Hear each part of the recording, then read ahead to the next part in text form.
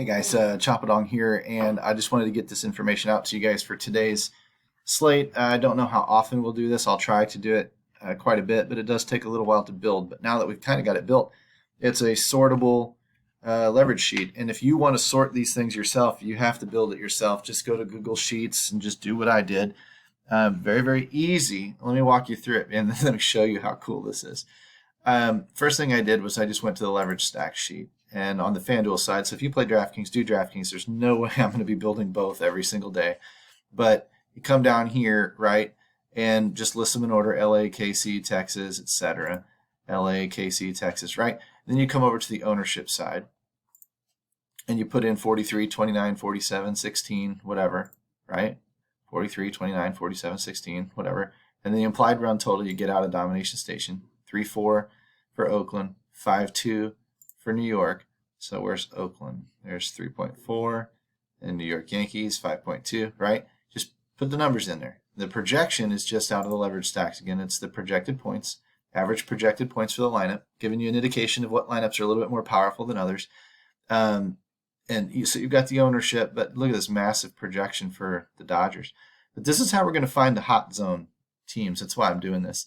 So you use the two tools combined, the domination station and the leverage stacks tool. And now you've got yourself a sortable sheet built. Watch what this does. All I do is I go to percentage own. I want to rank them in order of the chalk, right? Like LA is massive chalk. Sure, they've got a high total.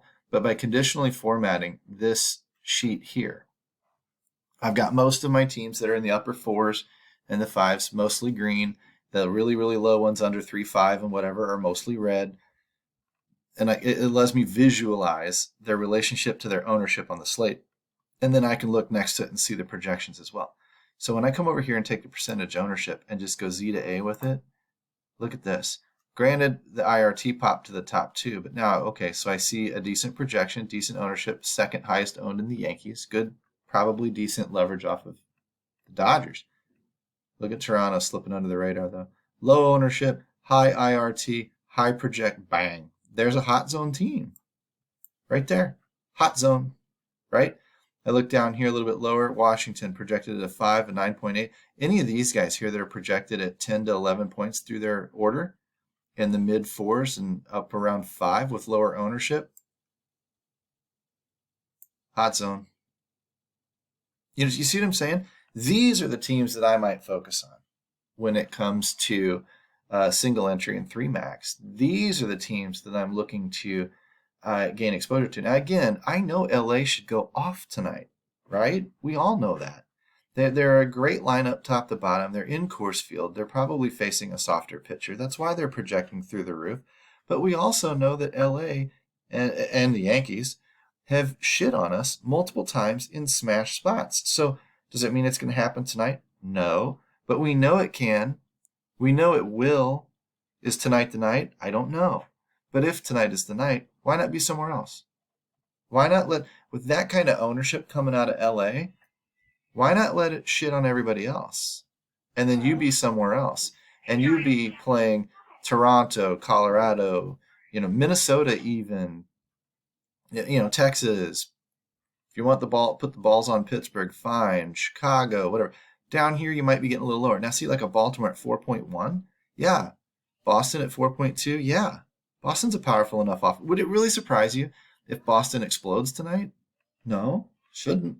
It might surprise you if Oakland explodes tonight, but it shouldn't surprise you if Boston does. So why not take them at lower ownership? They're playable. Any of these guys are really kind of playable. I might not come down to the 3.4 guys, right? And they're a little bit higher owned than they probably should be. I mean, I'd take Baltimore over Seattle tonight, just based on the implied run total alone. 8.7 for their lineup versus 9.1 for theirs. So it's about the same there. But I'm just looking at these and just trying to find that hot zone of teams that are just under the radar compared to the other guys, but still project about the same, right?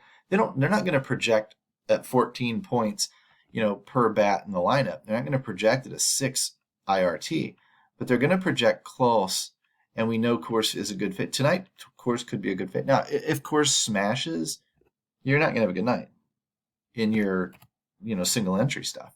But that's not why you're doing it. You don't sit back and go, well, I guess I should have played LA.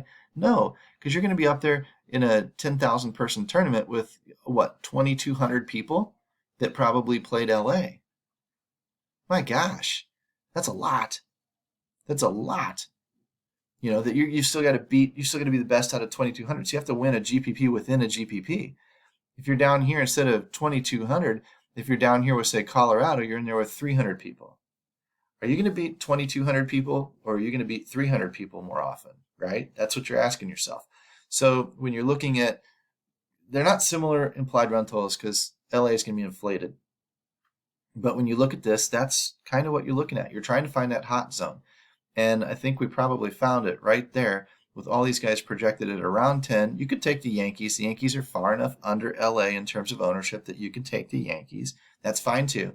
But Toronto, LA, Colorado, Washington, also fine and at much lower ownership. In some cases, half the ownership is the New York Yankees even. So that generates you some leverage. Maybe you take the Yankees as a big stack and then you mix them in with LA or the Angels, or you mix them in with Toronto, or you mix them in with whatever. And that's how you get a little bit different. And that's how you set yourself up with sensible winning opportunity. You just need your night to happen. You need the chalk to fall flat and you need your team to do well. And if you've got that, then you're in position to have a really, really good night. So anyway, that's the concept.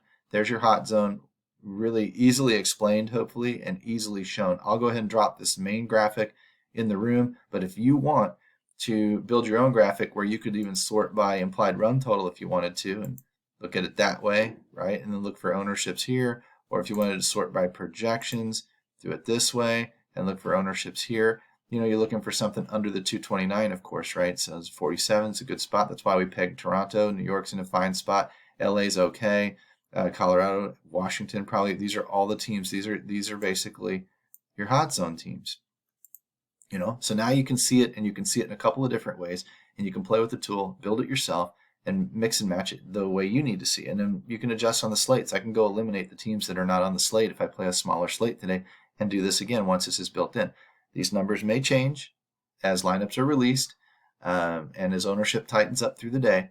But for right now, this is a really, really easy way to basically find that hot zone and play those two stacks out of those teams and then fade LA. So anyway, thought you'd appreciate that. We'll talk to you soon.